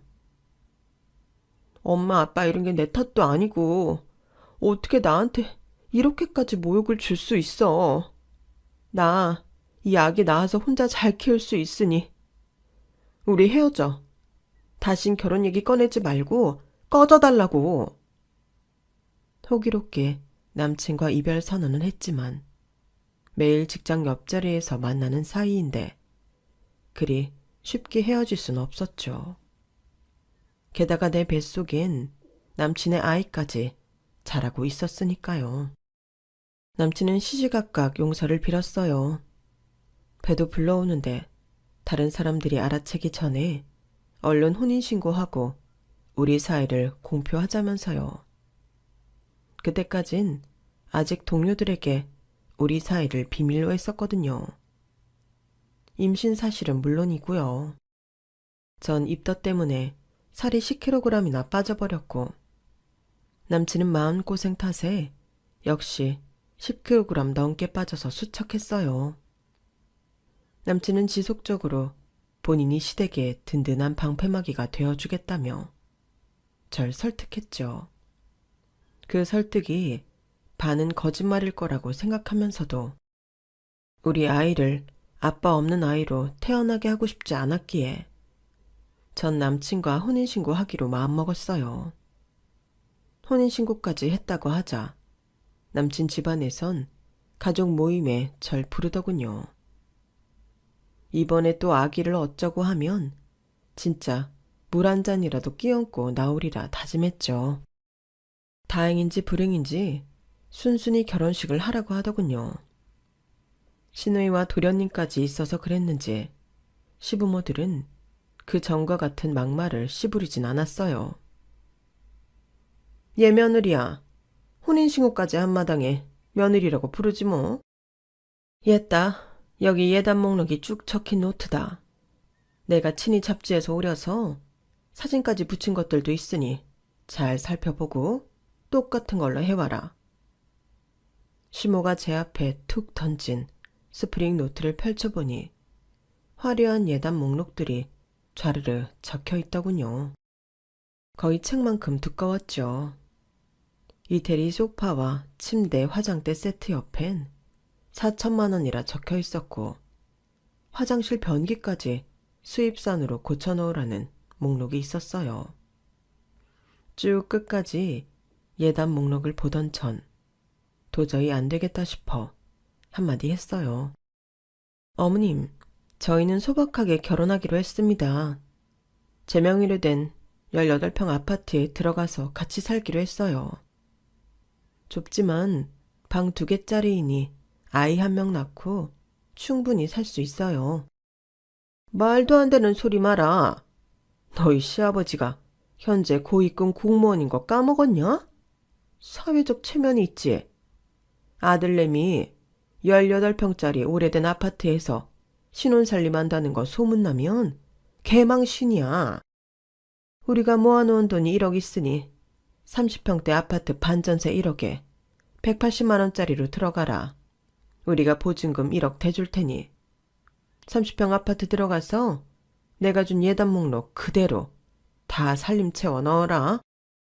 혹시라도 우리 쪽 집안 손님이 놀러가서 볼 수도 있으니 알았냐? 지금 보니 예단 비용만 거의 1억에 가까울 것 같은데 저희 구급 공무원 월급으로는 현금 1억 모으기 쉽지 않아요. 그거에 반의 반도 못해갈 것 같아요. 죄송합니다. 아유, 두야. 내가 이런 꼴 보려고 고 하나 다름없는 저런 여자애를 며느리로 들였냐? 아들아, 입이 있으면 말 좀 해봐라. 여기 있는 우리 딸이랑 막내 아들은 한 달에 수천만 원씩 벌어서 엄마 아빠한테 효도하는데 둘째 넌 어째 저런 돈 없는 여자애를 임신시켜서는 머리 아파. 엄마 아빠 참미 똑똑하고 야무진 여자예요. 아마 며느리 노릇 잘할 거예요. 참미 말대로 저희 소박하게 결혼하고 신혼살림 시작할 테니 너무 걱정 마세요. 예단 목록은 걷어주시고요. 이 애비 사회적 체면은 생각도 안 하냐? 구연 것들. 어디 너희 마음대로 살아봐라. 부모님인 우리 말은 아무것도 듣기 싫다 하니 우리도 아무 지원 해주지 말자고 여보. 다행히 1억에 가까운 예단 목록은 없던 일이 되었고 제가 살던 제 명의의 18평 아파트에서 그대로 신혼을 시작하게 되었어요. 결혼식도 딱히 올리고 싶진 않았지만 시댁 측에서 하도 성화여서 호텔에서 성대하게 올리게 되었죠. 시댁 어른들이 하도 절 깔보고 거들먹거리길래 돈이 꽤나 있는 부잣집인 줄 알았어요. 근데 남편한테 말 들어보니 저희에게 지원해준다던 1억도 대출받아서 주려고 했다는 거예요. 지금껏 아버님께서 공직생활 하신 게 수십 년인데 왜 1억도 못 모으신 거야? 우리 엄마 비롯한 가족들이 사치가 좀 심하거든. 체면 세워야 한다면서 각자 외제차 한 대씩 끌고 다니고 가사 도우미까지 2명이나 쓰니까 돈 한 푼 없지 뭐. 저 집이 전 재산 다야. 본인들도 돈이 없다 보니 며느리감 1순위가 돈 있는 여자였나 봅니다. 그나마 손이 시누이와 도련님이 돈을 잘 번다니 시댁 부모님들이 욕구를 좀 채워주겠구나 싶었죠. 그런데 돈 잘 번다는 사람들이 더 하더군요. 신혼여행을 다녀오면 면세점에서 나름 명품 미니백을 사들고 시누이에게 선물했더니 시큰둥한 반응이었어요. 나 지금 메고 있는 에르메스 가방 안 보여? 그 외에 샤넬 정도만 브랜드로 쳐주지. 난 그 밑으론 명품이라고 안 쳐. 이런 건 동네 아줌마들 하나씩 다 갖고 있는 거 아니야? 촌스럽기는. 아, 샤넬은 거의 700만 원이 넘어가서 못 샀어요. 이게 싫으시면 제가 맬게요. 어디 줬다 뺏으라고 해. 가정교육도 제대로 못 받았나? 손이 형님한테 예의 없긴. 미니백이니 우리 딸내미들 장난감으로 주면 되겠네.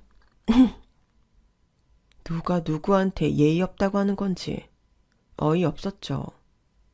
건축사업 한다던 시동생도 싸가지 없기론 마찬가지더군요. 형수, 형이랑 월급 합치면 한 달에 얼마 벌어요? 한 400은 넘어요? 그렇게 코딱지만큼 벌어서 애 낳으면 어떻게 키우려고 그래요? 그니까 형은 좀 월급 센 여자를 만나지 그랬어. 같이 거지면 어떻게 살아?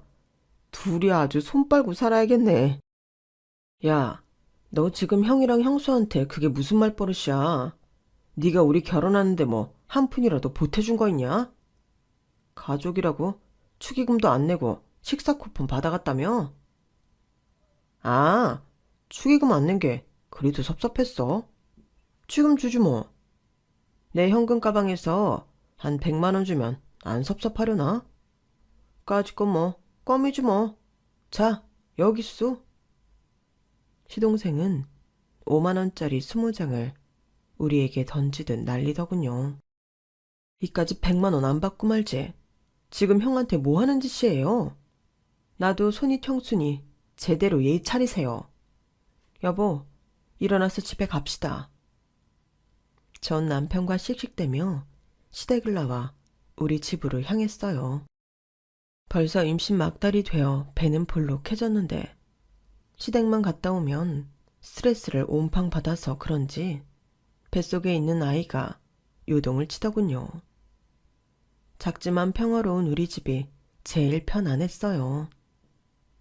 돈 많다고 자랑하던 시누이가 뭘 해서 그렇게 돈을 버는지는 결혼하고 나서 알게 되었어요. 맨날 회원 관리며 등급 운운하며 회사에서 그렇게 상을 많이 받아온다고 자랑하더니 그 정체는 바로 다단계였죠. 저한테도 그 다단계 회사에서 판매하는 제품들을 못 팔아먹어서 안달이었어요. 저에게 불필요한 물건을 비싸게 파는 것 같아 안 산다고 했더니 어느 날은 큰 박스를 택배로 보내더군요. 시누이에게 온 택배이니 바로 열어봤죠. 그 속엔 이미 개봉되어 포장지가 다 뜯어진 물건들이 한가득 들어있었어요. 다 그 다단계 회사의 제품들이었죠. 형님, 이 택배는 다 뭐예요? 웬 제품들이 다 뜯어져서 온 거죠? 엄청나게 큰 상자에 많이도 보내셨네요. 그거 다 우리 회사 신상품들인데 한번 써보라고 보낸 거야. 근데 잘 포장된 새 것들 보냈는데 뜯어져 있다고? 그게 무슨 말이지? 이거 저 공짜로 주시는 것도 아니잖아요. 돈 받으실 거죠? 제가 분명히 불필요한 것들이라고 안 산다고 말했을 텐데요. 또 포장지 다 뜯어서 보낸 건 뭐죠? 당연히 유료지. 그럼 공짜로 내일름 받아먹으려고 했어? 그거 좋기 150만 원어치가 넘는 귀한 상품들이라고. 근데 포장지 뜯었으면 울케가 이미 쓰고 우리발 내미는 거 아니야? 어때? 써보니 좋지? 계좌번호 남길 테니 이리로 150 보내. 지금. 응? 뭐라고요? 이거 완전 사기잖아요. 형님, 가족한테까지 이렇게 사기 쳐먹어야겠어요? 이게 무슨 심보예요, 대체? 난 150 절대 못 줘요. 이 물건 다시 반송할 테니 받든지 말든지 마음대로 하라고요. 전 그 박스를 다시 포장해서 그대로 반송했고 남편을 붙잡고 하소연했어요. 남편은 이미 다 알고 있다는 듯이 답하더군요. 그래서 150만 원 누나한테 지불했어? 지불하다니? 내가 왜? 난 그거 쓰지도 않았는데? 누나가 억울하다면서 나한테 전화 왔어. 제품을 뜯어봤으면 마음에 안 들어서 반품하더라도 돌 이상 돈은 보내야지.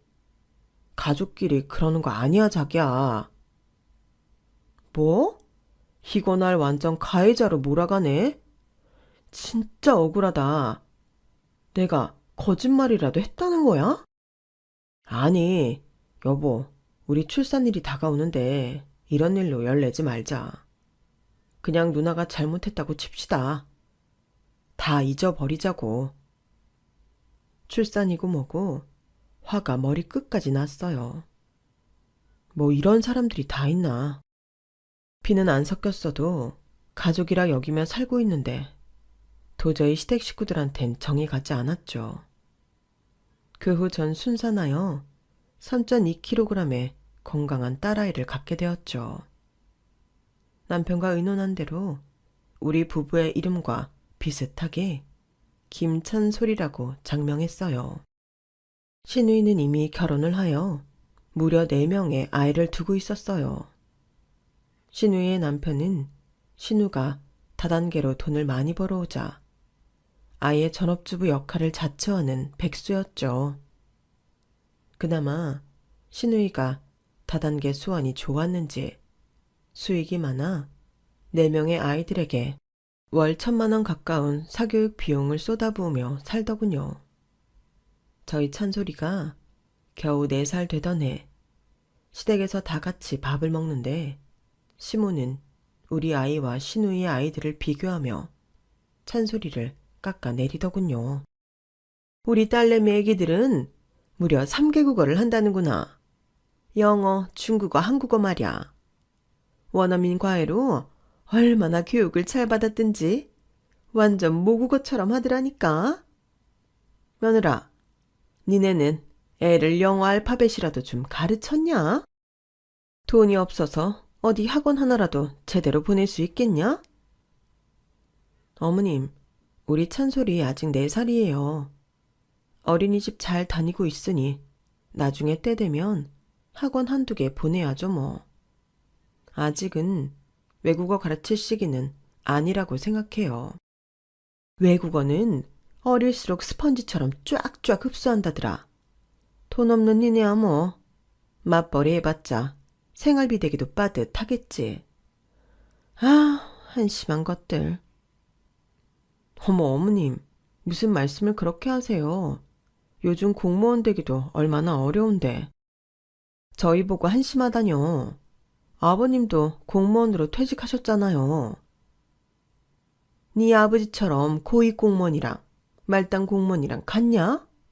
비교할 걸 비교해야지. 잡소리 때려치고 얼른 밥이나 먹고 집에 가거라.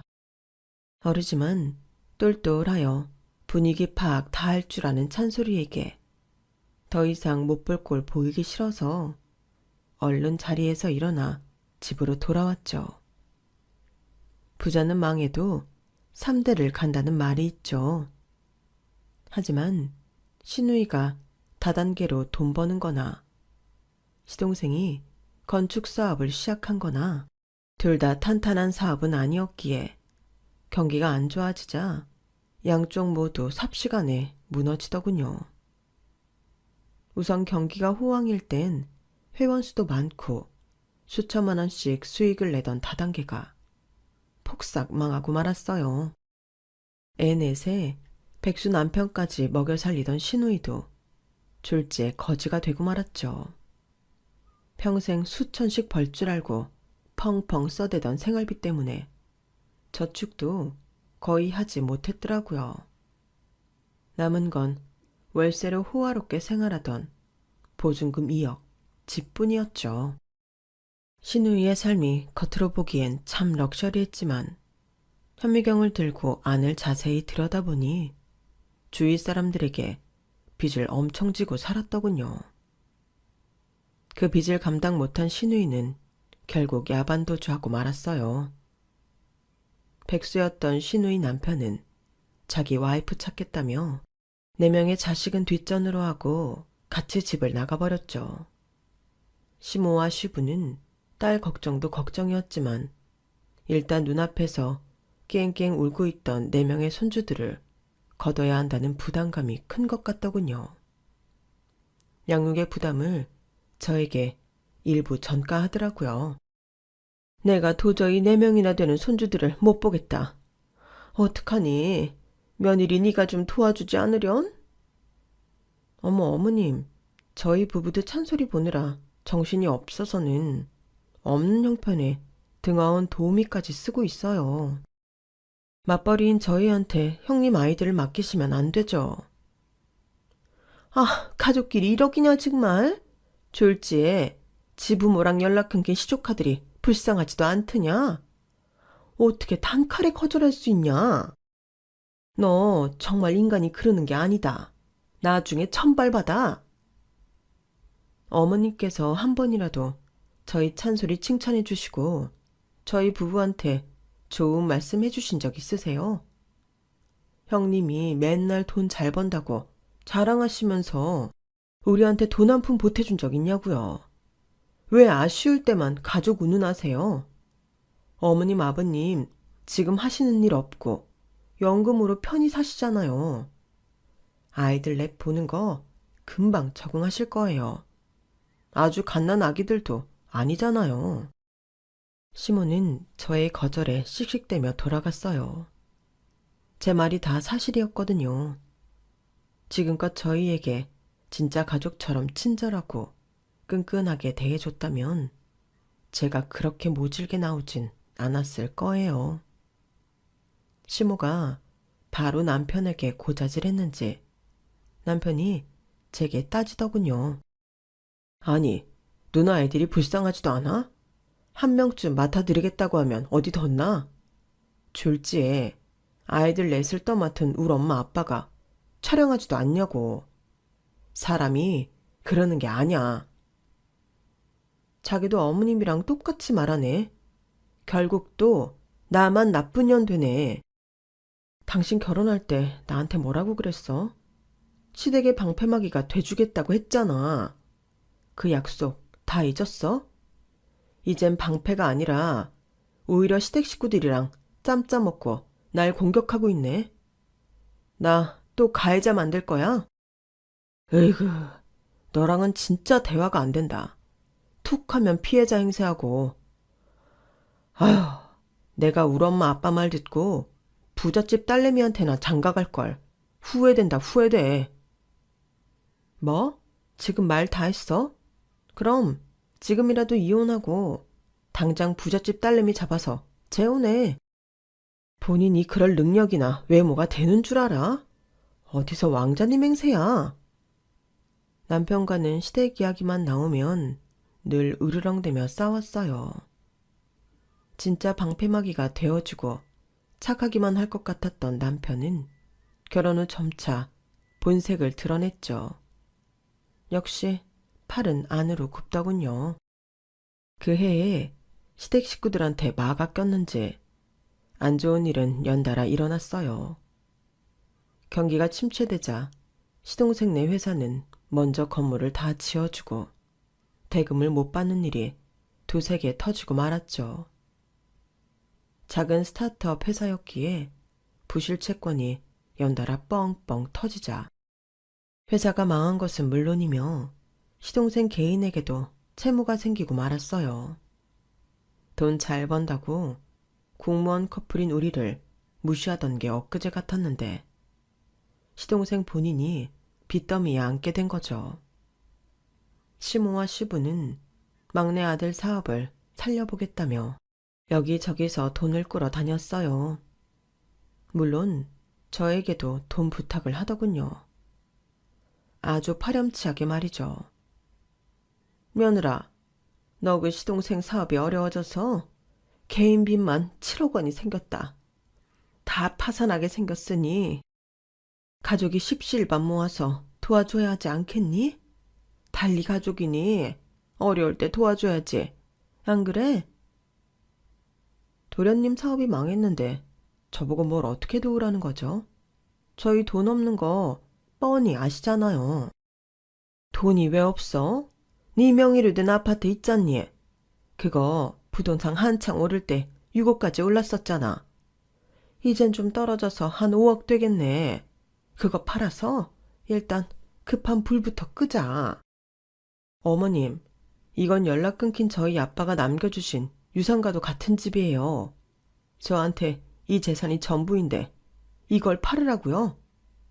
절대 안 돼요. 옛날에 고작 8천만 원 주고 산 집이라면서. 그럼 원래 금액인 8천만 원은 너 갖고 전세금 빼고 한 2, 3억은 떨어지겠네. 안 그래? 본전치기 했다 생각하고 나머지 금액은 시동생 빚 갚는데 보태라. 저한테 8천만 원만 갖고 떨어지라고요? 대가 왜요? 이 집은 결혼하기 전 미스일 때 내 명의로 산 집이라고요. 절대 못 팔아요. 저랑 찬솔이랑 남편은 당장 어디로 가라는 말씀이세요? 우리 집 놔두고 전 한 발자국도 못 나가요. 아주 욕심이 더덕더덕 붙어가지고는 너 같은 욕심쟁이가 우리 집에 들어와서 기를 다 빨아먹더니 평화롭던 우리 집안이 이렇게 박살나는구나. 다 네 탓이다. 우리 아들, 딸들이 이렇게 된 것도 다 네 탓이라고. 그게 왜 제 탓이에요? 말은 바로 하셔야죠. 돈 잘 벌 때 차곡차곡 저축 안 하고 다들 외제차 굴리고 몇백만 원짜리 70평대 월세집 살고 사교육비에만 수천만 원씩 들이고 그동안 잘 쓰고들 사셨잖아요. 그러는 동안 전 커피 한 잔 값도 아껴가면서 생활하고 있었다고요. 알뜰하게 사는 며느리 칭찬은 못 해줄 망정 이렇게 저주를 퍼부어요? 너 계속 이렇게 비협조적으로 나올 거면 우리 아들이랑 당장 이혼해라. 우리 아들 부잣집으로 재혼 보내버릴 테니까. 너까지 거 우리 집에 있어봐야 아무 소용없어. 썩 꺼지라고. 하, 그거 듣던 중 반가운 말이네요. 몇 주 전에 한 사실인데 제가 실은 아주 부자더라고요.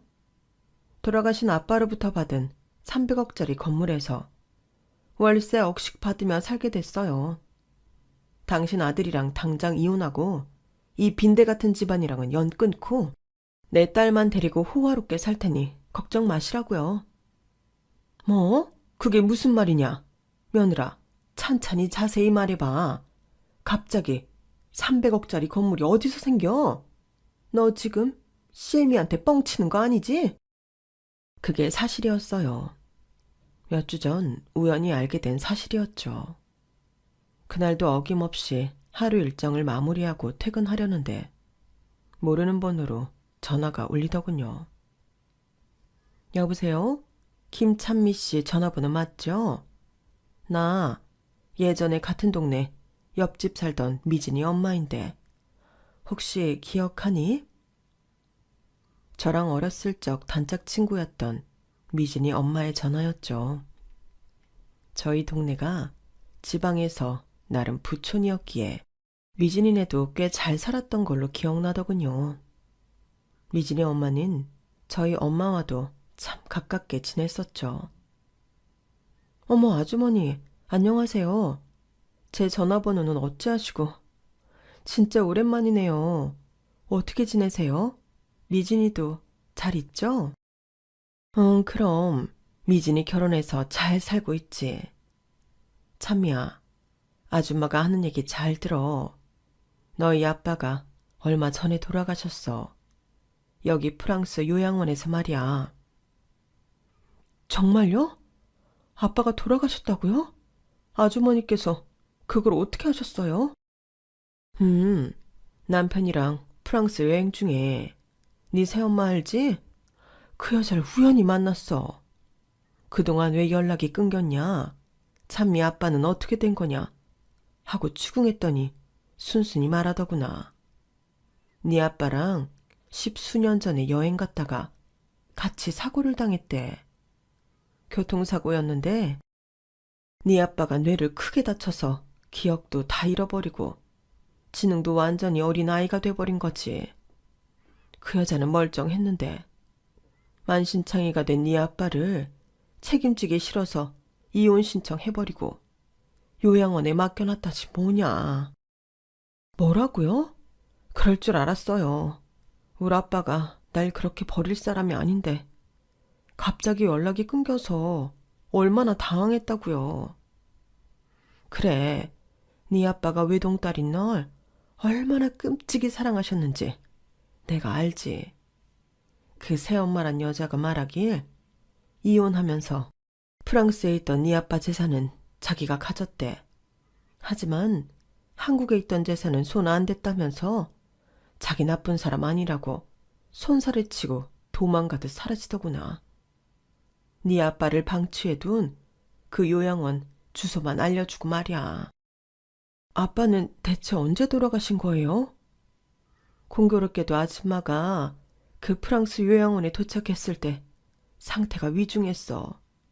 요양원에서도 돈을 안 내고 있던 거의 노숙자나 다름없었으니 제대로 보호를 못 받았겠지. 아무런 유언 없이 돌아가셨어. 하긴 정신 상태가 어린아이니 유언의 개념도 몰랐겠지. 그래도 마음속으론 외동딸인 널 그리워하셨을 거야. 아줌마, 어떡해요? 우리 아빠 불쌍해서. 그러게 프랑스는 왜 가가지고 타국에서 외롭게 죽음을 맞이하다니. 아줌마가 너희 엄마랑도 베스트 프렌드였잖니. 네 아빠 돌아가실 때도 곁에 있었고. 그래서 전문가까지 대동해서 한국에 네 아빠 재산을 모두 정리했어. 사망 신고까지 다 해드렸고 말이야. 당연히 상속자는 너뿐이니 네가 나서서 절차를 마무리 지어줘야겠다. 이번 주 주말에 나랑 만나자. 상속 재산이 워낙 많아서 상속자 관련해서도 엄청 복잡할 것 같아. 물론 아줌마가 전문가 고용해서 다 처리해 줄 테니 걱정 말고. 저한테 이렇게까지 잘해주시니 정말 감사할 따름이네요. 나중에 다 정리되면 꼭 비용 정산해서 드릴게요. 수고 많으셨어요. 참야, 아줌마 이미 돈 많아. 돈 바라고 이런 일 하는 거 아니야. 네 엄마나 아빠, 너의 인생까지 모두 다 너무 불쌍해서 그래. 여튼 빠른 시일 내에 보도록 하자. 전 이 사실을 남편에게 알리지 않고 아빠의 재산을 상속받았어요. 상속세까지 정리하고 보니 남은 건 월세 억씩 나온다는 건물과 다른 여타의 땅이었죠. 한 달에 200 벌기 위해 애쓰는 공무원인 내가 이런 돈을. 너무 비현실적이어서 실감이 전혀 안 나더군요. 시댁과 남편에게 차차 말하려 했지만 시무와 남편이 모두 저에게 적대적으로 나오니 정내미가 뚝 떨어지더군요. 어차피 이렇게 된 거 이혼하고 저 혼자 찬소리 키우며 사는 게 낫다 싶었죠. 제가 아빠 재산을 상속받은 걸 알게 된 시댁 식구들과 남편은 제게 빈대처럼 찰싹 달라붙어 돈 한 푼 줍쇼를 시전했어요. 다들 장문의 문자로 용서를 빌고 제게 연락을 시도했지만 전 철저히 차단하고 변호사에게 이혼 절차를 부탁했죠. 어차피 지금 살고 있는 집도 제 명의이니 제가 갖게 되었고 현금 500만 원 정도 있는 것만 던져주고 이혼하게 되었네요. 지금은 넓은 평수의 아파트에서 딸내미와 단 둘이 살고 있어요. 쥐꼬리만한 월급 주던 직장은 때려치고 온전히 아이에게만 집중할 수 있게 되어 행복하더군요. 좋은 동네, 좋은 집에서 살고는 있지만 딱히 가사 도우미를 두거나 운전기사를 쓰진 않고 있어요. 아이에게도 독립적으로 생활하는 힘을 길러주고 싶었거든요. 자기 물건 자기가 정리하고 버스 타고 지하철 타는 법을 알려주는 게 더 중요하다고 생각했기 때문이죠. 아참, 들리는 소문에 의하면 시댁은 처참히 망해서 시부의 연금과 전 남편의 월급만으로 온 식구가 생활하고 있다고 하더군요. 분수에 맞지 않게 파출부를 부리고 외제차 굴리던 사치스런 생활 습관이 강제적으로 고쳐지게 되었네요. 전 원래 살던 대로 알뜰하게 생활하며 봉사활동이나 기부도 많이 하고 살려고 노력 중이에요. 우리 아이도 사회의 보탬이 되는 착실한 사람으로 키우도록 하겠습니다. 제 이야기 들어주셔서 감사합니다. 항상 건강하시고 매일매일 행복하세요. 여러분, 사연 댓글에 응원과 현명한 조언 부탁드려요. 좋아요와 구독은 저에게 큰 힘이 됩니다.